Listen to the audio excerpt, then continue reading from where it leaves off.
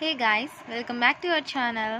So ఈరోజు మనం చెప్పుకోబోయే టాపిక్ ఏంటంటే డబల్ రివాల్వింగ్ ఫీల్డ్ థియరీ అనమాట. So this is a very very important topic in single phase induction motor.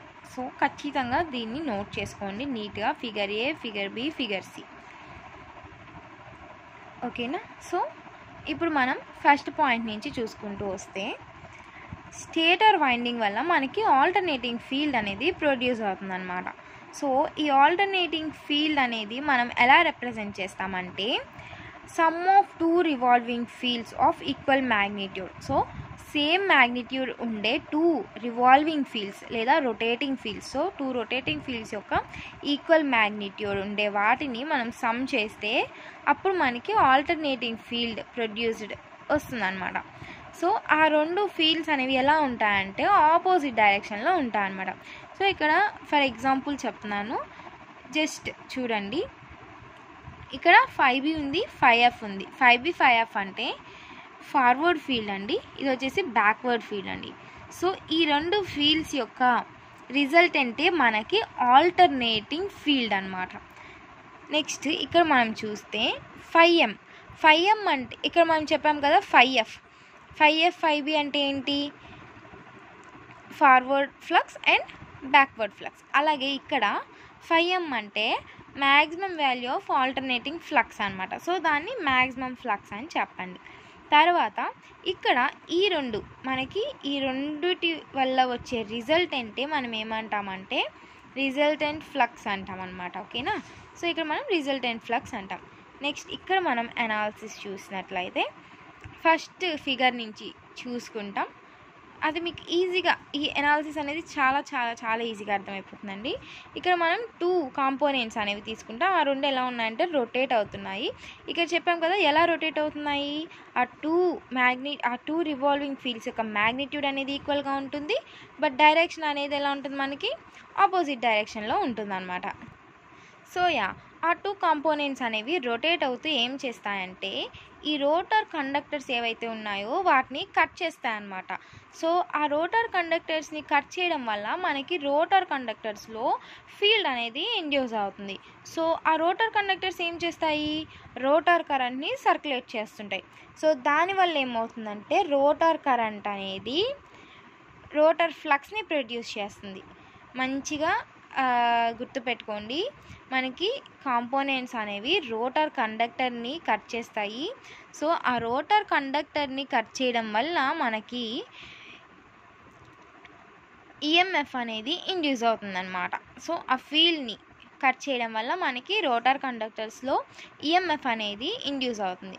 So అసలు ఆ రోటర్ కండక్టర్స్ ఏం చేస్తుంటాయంటే ఈ పాయింట్ చూసుకోండి, అవి ఏం చేస్తాయంటే రోటర్ కరెంట్ని సర్క్యులేట్ చేస్తుంటాయి అన్నమాట. సో రోటర్ కరెంట్ని సర్క్యులేట్ చేస్తుంటాయి కాబట్టి రోటర్ కరెంట్ ఏం చేస్తుంది, రోటర్ ఫ్లక్స్ని ప్రొడ్యూస్ చేస్తుంది.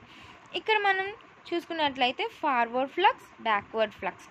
సో ఫస్ట్ ఫిగర్లో చూడండి, ఫార్వర్డ్ ఫ్లక్స్ అనేది ఎలా రొటేట్ అవుతుంది, యాంటీ క్లాక్వైజ్ డైరెక్షన్లో రొటేట్ అవుతుంది. ఇక్కడ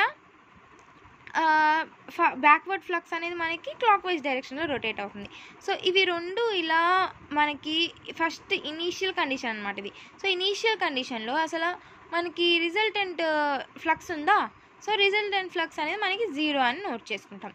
నెక్స్ట్ ఫిగర్ బీకి వచ్చేసరికి ఇవి ఇలా రొటేట్ అయినప్పుడు ఇది ఇలా రొటేట్ అయినప్పుడు మనకి రెండు కూడా సేమ్ డైరెక్షన్లోకి వచ్చేస్తాయి. అది ఎగ్జాక్ట్లీ 90 degrees ఉంటుంది అనమాట. సో అప్పుడు మనం ఏం చెప్తామంటే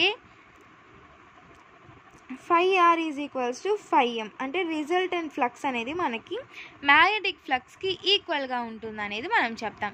సో అప్పుడు ఇక్కడ రిజల్టెంట్ ఫ్లక్స్ ఎలా ఉంది, 90 degrees ఉంది కదా. సో అప్పుడు మనకి మ్యాగ్నెటిక్ ఫ్లక్స్ కూడా 90 degrees. సో ఇక్కడ మనం ఈ వేవ్ ఫామ్ ద్వారా చెప్తున్నాం. చూడండి, ఇక్కడ ఏ అనుకుందాం, ఇక్కడ ఫిగర్ బి అనాలిసిస్ అనుకుందాం. ఫస్ట్ ఏ దగ్గర ఏం చెప్పాం మనము, 0 రిజల్టెంట్ అనేది 0 ఉందని చెప్పుకున్నాం. సో ఇక్కడ రిజల్టెంట్ అనేది 0 దగ్గర స్టార్ట్ చేసాం. నెక్స్ట్ ఇక్కడ 5R అనేది ఎలా ఉంది, 90 degrees ఉంది. సో ఇక్కడ బి దగ్గరికి వచ్చేసరికి మనం 90 degrees దీన్ని ఇలా ప్రొజెక్ట్ చేసుకున్నాం. అప్పుడు మనకి ఇక్కడ మ్యాగ్నెటిక్ ఫ్లక్స్ అనేది వచ్చింది. సో నెక్స్ట్ ఇది ఇలానే కంటిన్యూస్గా రొటేట్ అయినప్పుడు ఏమవుతుంది, మళ్ళీ ఇవి ఇనీషియల్ కండిషన్కి వస్తాయి కదా ఇంతకు ముందులాగా, కాకపోతే ఆపోజిట్ డైరెక్షన్లో వస్తాయి. సో అప్పుడు మనకి ఇది ఇలా వస్తుంది అనమాట. నెక్స్ట్ అలాగే ఇంకా కంటిన్యూస్గా అది మళ్ళీ రొటేట్ అవ్వడం స్టార్ట్ అవుతుంది. అలాగే చూసుకున్నట్లయితే ఇక్కడ చెప్పాం కదా, 5F అనేది anti clock wise direction, 5B అనేది క్లాక్ వైజ్ డైరెక్షన్. సో అప్పుడు ఏమవుతుందంటే మనకి దీనివల్ల ప్రొడ్యూస్ అయ్యే టార్క్ అనేది యాంటీ క్లాక్ వైజ్ కదా, సో నెగిటివ్లో ఉంటుంది. దీనివల్ల ప్రొడ్యూస్ అయ్యే టార్క్ మనకి పాజిటివ్లో ఉంటుంది. సో ఈ మొత్తం డబుల్ రివాల్వింగ్ ఫీల్డ్ థియరీని బట్టి మనం ఈ 2 పాయింట్స్ కంపల్సరీ రాయాలన్నమాట. అవేంటంటే స్టార్టింగ్లో టూ టార్క్స్ యొక్క మ్యాగ్నిట్యూడ్ అనేది ఈక్వల్గా ఉంటుంది, బట్ అవి డైరెక్షన్ ఎలా ఉంటుందండి, ఆపోజిట్ డైరెక్షన్లో ఉంటుంది అనమాట. నెక్స్ట్ టార్క్ అనేది దానివల్ల ఏమవుతుంది, టార్క్ అనేది 0 ఉంటుంది కదా. సో టార్క్ 0 ఉండడం వల్ల మనకి ఏమవుతుంది, మనం ప్రీవియస్ వీడియోలో చూసాం, అసలు టార్క్ 0 అయిపోయినప్పుడు ఇండక్షన్ మోటార్ అనేది సెల్ఫ్ స్టార్టింగ్ కాదు. సో అందువల్లే కదా మనం ఎందుకు సెల్ఫ్ స్టార్టింగ్ కాదు అని చెప్పుకున్నాం, రిజల్టెంట్ టార్క్ అనేది 0 ఉండడం వల్ల మనకి ఒక మోటార్ అనేది సెల్ఫ్ స్టార్టింగ్ కాదని చెప్పుకున్నాం. సో ఆ పాయింట్ని ఇక్కడ రాయండి.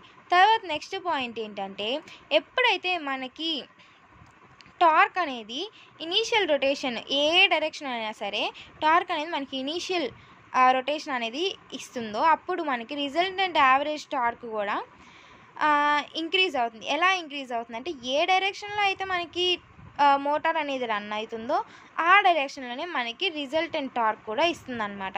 సో ఆ కండిషన్లో మనకి ఏమవుతుందంటే మోటార్ అనేది ఎలా వర్క్ చేస్తుంది, ఎలా పర్ఫామ్ చేస్తుంది అంటే 3 ఫేజ్ ఇండక్షన్ మోటార్ లాగా వర్క్ చేస్తుంది అనమాట. సో ఈ 2 పాయింట్స్ కంపల్సరీగా నోట్ చేసుకోండి. ఈ పాయింట్ ఇంకొకసారి చూద్దాం.